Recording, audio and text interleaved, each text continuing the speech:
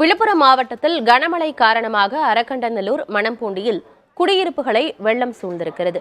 விவரங்களோடு செய்தியாளர் பாலாஜி இணைந்திருக்கிறார். பாலாஜி, விழுப்புரம் மாவட்டத்தில் பல இடங்கள்ல வெள்ளம் சூழ்ந்து காணப்படுகிறது. தற்போது நீங்க இருக்கக்கூடிய பகுதியில என்ன நிலை பாலாஜி?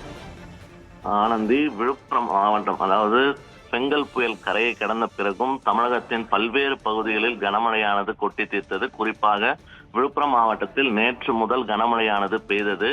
இந்நிலையில் விழுப்புரம் மாவட்டம் அரகண்டநல்லூர் மற்றும் மணம்பூண்டி பகுதியில் தொடர் கனமழையின் காரணமாக நீர்நிலைகள் நிரம்பி வெளியேறியதால் நீரில் குடியிருப்புகள் பகுதியில் முற்றிலுமாக தற்போது மூழ்கியுள்ளது. இதில் சுமார் 500க்கும் மேற்பட்ட குடும்பத்தினர் கைக்குழந்தை முதியவர்களுடன் தற்போது பாதிக்கப்பட்டுள்ளனர்.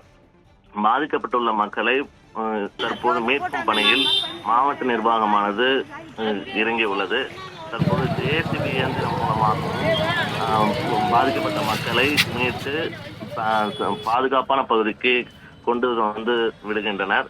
எனவே பாதிக்கப்பட்ட மக்களை மீட்கும் பணியில் துரிதமாக மாவட்ட நிர்வாகம் செயல்பட வேண்டும் எனவும் அப்பகுதி மக்கள் கோரிக்கை விடுத்துள்ளனர். மேலும் வெள்ள நீரை முழுவதுமாக வெளியேற்ற மாவட்ட நிர்வாகம் சார்பில் தொடர்ந்து நடவடிக்கையானது மேற்கொள்ளப்பட்டு வருவதாகவும் தெரிவிக்கப்பட்டுள்ளது.